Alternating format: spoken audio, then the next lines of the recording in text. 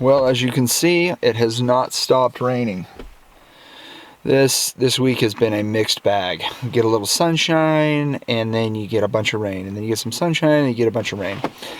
I wanted to get the burn piles lit and get them burning, get a feel for how that cottonwood is going to burn. We've got all these slash piles that have got a ton of, I guess they've got a lot of cottonwood in them. They've got some birch, but most of it's been, those piles have been sitting out there a couple of years, and they should be pretty dry, except for they've been sitting in the snow, and now they've been getting rained on this spring. So I don't know if they're going to burn or if they're just going to smolder and smoke.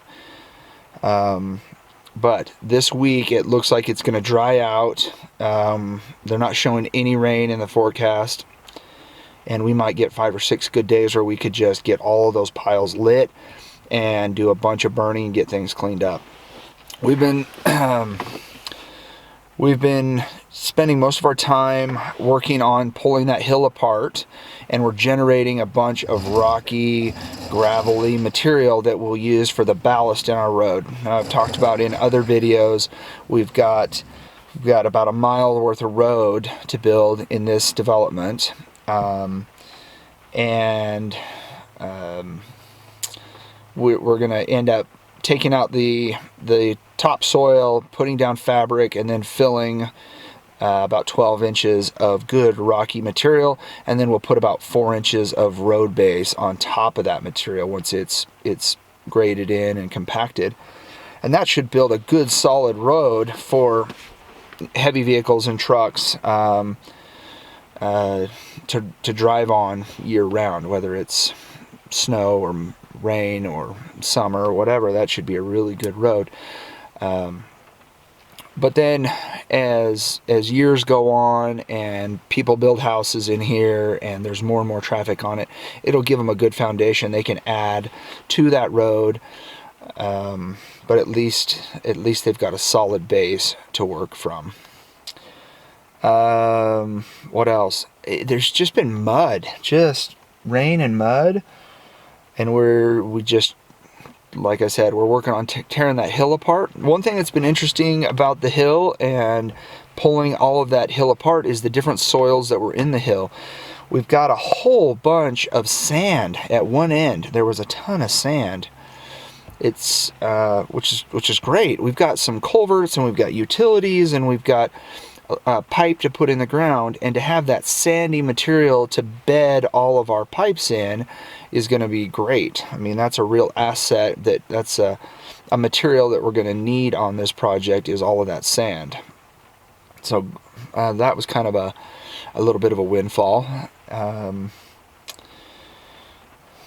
What else have we got going? Mike on the sawmill, he was out here this week and tried to get in. It's just too muddy, just way too wet. So Sawmill Mike, hopefully with it drying out next week, we could get him in here and get him cutting boards. You know, I've been thinking, we've got all of these trees and all these cottonwoods, and if somebody wanted to build a really cool log cabin out of these cottonwood trees,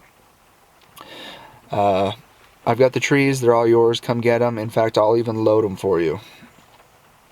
Of course, I'll have to check with Sawmill Mike and make sure he doesn't want to cut them up first, but there's probably 300 trees out there.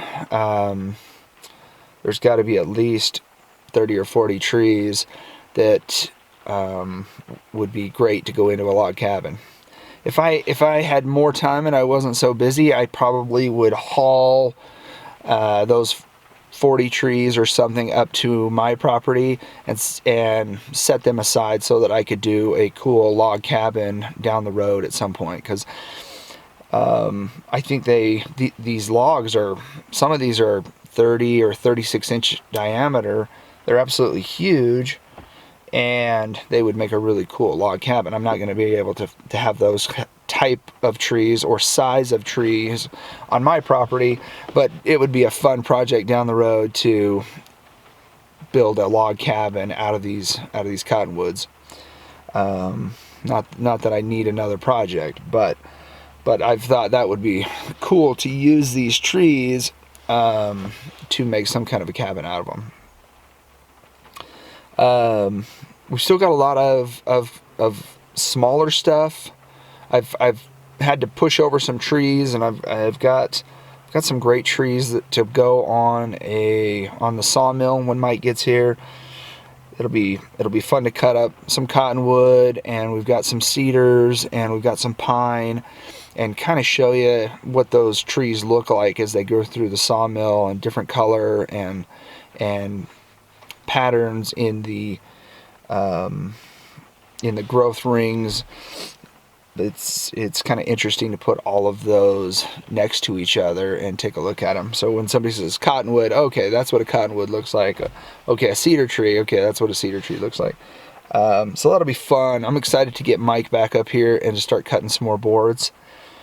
I can't believe it's been 3 months, 4 months, January, February, March, April.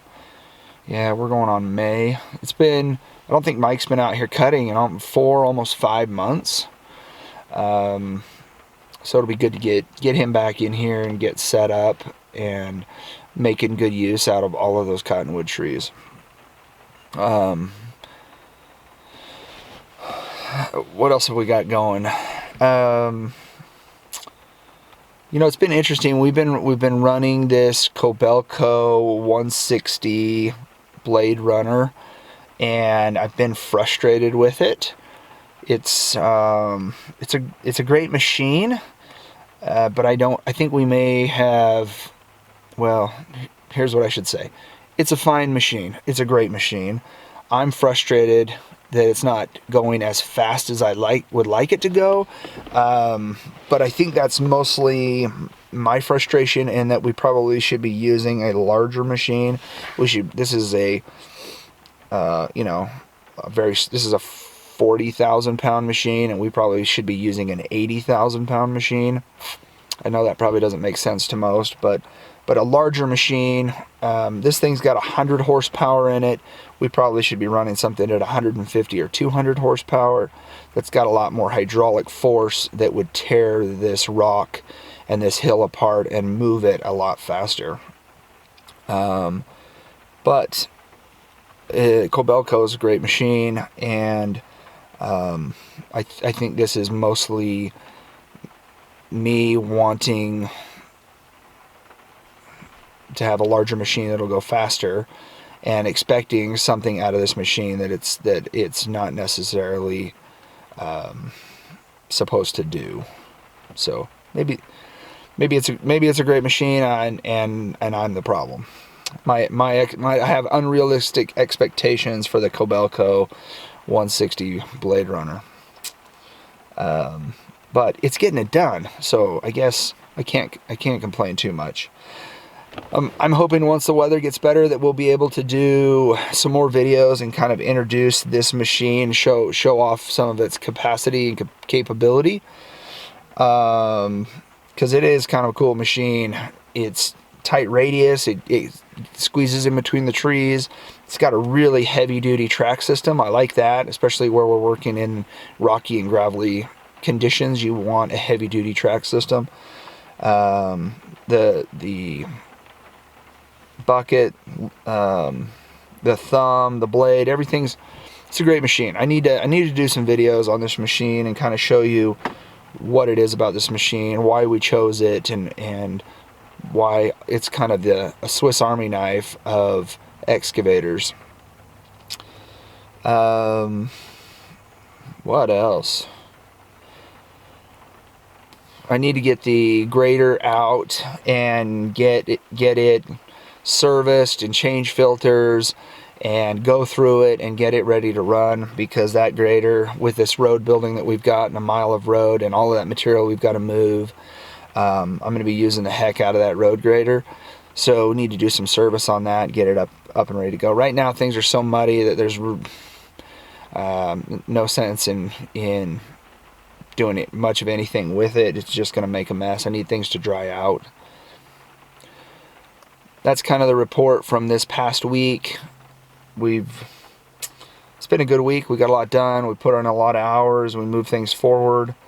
But this coming week is going to be even bigger. We've got a lot to do, and with the sunshine, we're going to be super busy. So we'll keep the videos coming, and hopefully be able to kind of get you out there and on site and take the camera with us. It's just really tough with all of the rain. So here I am, sitting in the truck, and it's the only dry spot I could find to turn the camera on. So we'd love to hear from you. Leave your comments down below. If you've got questions, if you want videos on certain subjects, if there's things that interest you, it's hard for me to know what you want to know about or what you have interest in. If you more of the process of